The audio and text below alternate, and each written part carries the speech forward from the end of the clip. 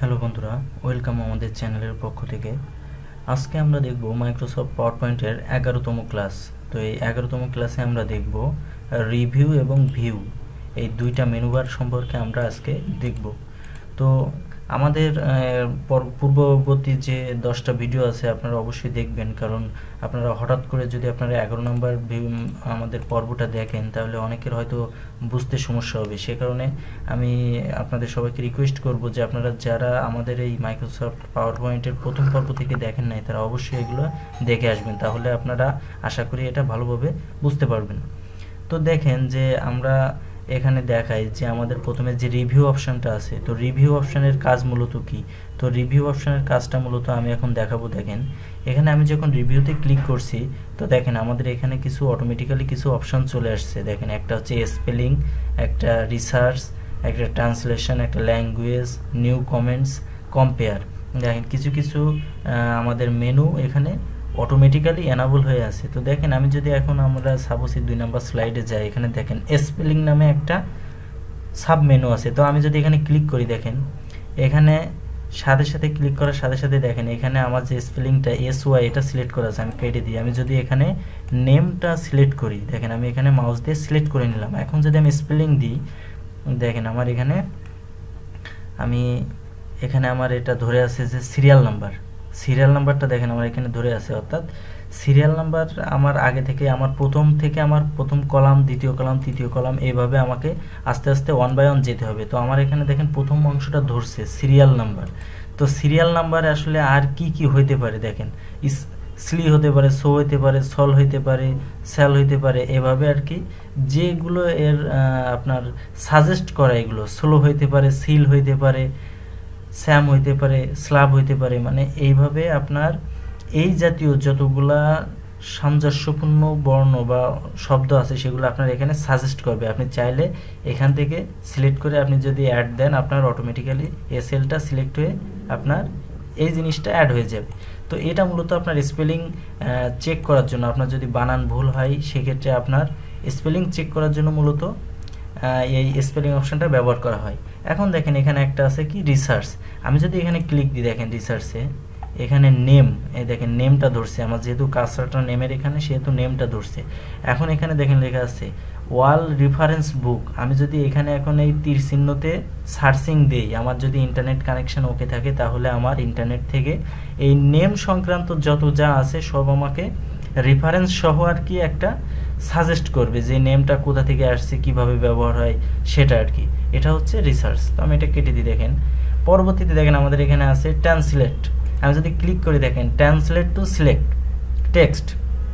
আমি যদি এখানে সিলেক্ট করি, দেখেন আমার এখানে কি আছে নেম, যেহেতু আমার মাউস পয়েন্টার নেমের এখানে। এখন আমি ট্রান্সলেট করতে চাচ্ছি, তাহলে আমি দেখেন ফ্রম ইংলিশ, মানে আমার এই নেমটা ইংলিশে আছে, ফ্রম ইংলিশ টু বাঙালি। দেখেন আমি এই যে বাংলায় এটা আমি মানে মিনিং বের করতে চাচ্ছি যে এই নেমের বাঙালি মিনিং কি। তো আমি দেখেন আমি যদি এখানে দিই সাথে সাথে আমার চলে আসছে, দেখেন যে নেম মানে নাম, এটা সাথে সাথে কিন্তু অটোমেটিক্যালি চলে আসছে। তো এটা মূলত আপনার ট্রান্সলেটের কাজ।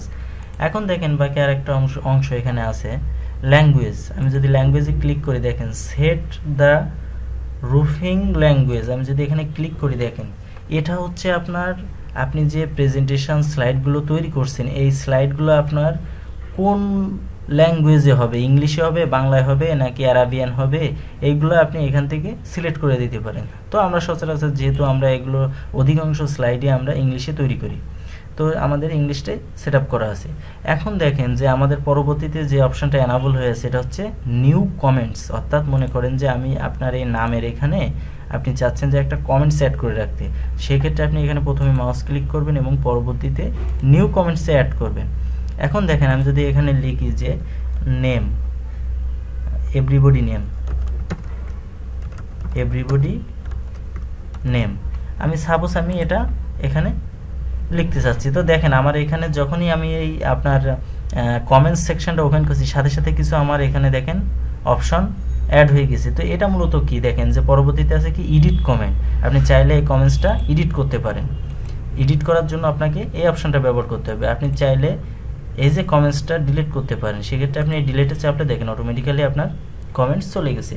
তো এইভাবে আপনারা চাইলে এখান থেকে কমেন্টস অ্যাড করতে পারেন।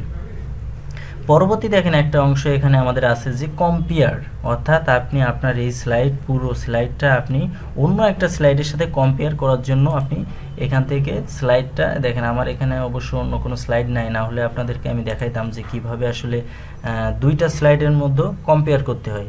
তো এই আপনি কম্পেয়ার এই অপশানটার মাধ্যমে দুইটা স্লাইডকে কম্পেয়ার করতে পারেন। তো এটা হচ্ছে মূলত আমাদের এই যে রিভিউ অপশান আছে, মেনু আছে, এই রিভিউ মেনুর সবগুলো কাজ। এখন আমরা দেখব যে আমাদের এখানে ভিউ মেনু, এই ভিউ মেনুটা আসলে কিভাবে কাজ করে।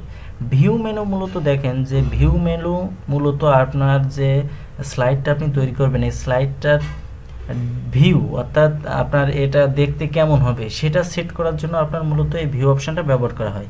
দেখেন এখানে নর্মালি আমাদের এটা সেট করা থাকে, আমরা সচরাচর এমন যেটা দেখছি, আমরা যদি এটা সিলেক্ট করি আমাদের স্লাইডগুলো এভাবে শো হবে। তাই এভাবে শো হইলে আমাদের এটা আসলে দেখতে একটু কেমন দেখায়, যেহেতু যদিও সিরিয়াল নাম্বার আছে দেখেন, কিন্তু আমরা এই নর্মালটা ইউজ করেই সবাই অভ্যস্ত, সেহেতু আমরা সবাই এটা ইউজ করব। দেখেন এখানে আছে নোট পেজ, আপনি চাইলে নোটও লিখতে পারেন, প্রতিটা পেজে এখানে আপনি চাইলে কিছু নোট আকারে লিখে রাখতে পারেন। দেখেন আমাদের এখানে একটা আছে রিডিং ভিউ, অর্থাৎ আপনি যে স্লাইডটা তৈরি করবেন এটা যদি আপনি পড়তে চান বা রিডিং করতে চান সেক্ষেত্রে আপনি কিভাবে করবেন, সেক্ষেত্রে আপনি ঠিক এই অপশানটা ব্যবহার করে রিডিং করতে পারবেন। দেখেন স্লাইড মাস্টার, এটাও সেম, আপনি বিভিন্নভাবে স্লাইডের যে টেক্সট স্টাইল, ফন্ট স্টাইল, বিভিন্ন লেভেল আপনি এখান থেকে সিলেক্ট করে দিতে পারেন। তো এটা হচ্ছে আপনার মূলত এখানে যে অপশানটা আছে স্লাইড মাস্টারের। তো এইগুলো আসলে মূলত আমাদের স্লাইডের ক্ষেত্রে খুব বেশি প্রয়োজন হয় না, তো সেহেতু আমরা এটা নর্মালি সিলেক্ট করি। দেখেন এখানে একটা অপশান আছে রুলার, রুলার মানে আপনার লেখাগুলো বা আপনার এই বক্সটা আপনি কোন বরাবর নেবেন, আপনি এই রুলার আকারে এখান থেকে সিলেক্ট করে দিতে পারেন। তো আমি রুলারটা এখান থেকে তুলে দিলাম। আপনি চাইলে এখান থেকে যে গ্রিড আকারেও দেখতে পারেন, ঘর ঘর আকারেও আপনি এটা চাইলে দেখতে পারবেন। আপনি চাইলে গাইড আকারে দেখতে পারেন যে এটার মাঝ বরাবর কোথায়, এটা কোন সাইড থেকে মাঝ বরাবর গিয়েছে সেটা আপনি এখান থেকে দেখতে পারেন। এখান থেকে আপনি জুম করতে পারেন, দেখেন জুম করার এই একটা অপশান আছে। আবার চাইলে আপনি এখান থেকে এটা প্লাস চেপে জুম করতে পারবেন, মাইনাস চেপে জুম আউট করতে পারবেন। এখন দেখেন পরবর্তী একটা অংশ আছে ফিট টু উইন্ডোজ, অর্থাৎ আপনার উইন্ডোজের সাথে ফিট করার জন্য দেখেন আমি যদি এখান থেকে জুমটা মাইনাস করে দিই, এখন যদি আমি ফিট টু উইন্ডোজ দিই দেখেন অটোমেটিক্যালি কিন্তু আমার উইন্ডোজ বরাবর ফিট হয়ে যাচ্ছে। এটা হচ্ছে দেখেন পরবর্তী অপশান কালার। কালারটা আসলে কি, আপনার যে স্লাইডটা আপনি তৈরি করছেন দেখেন আমার এখানে লাল কালার আছে, গ্রে কালার আছে, সাদা কালার আছে, কালো কালার আছে।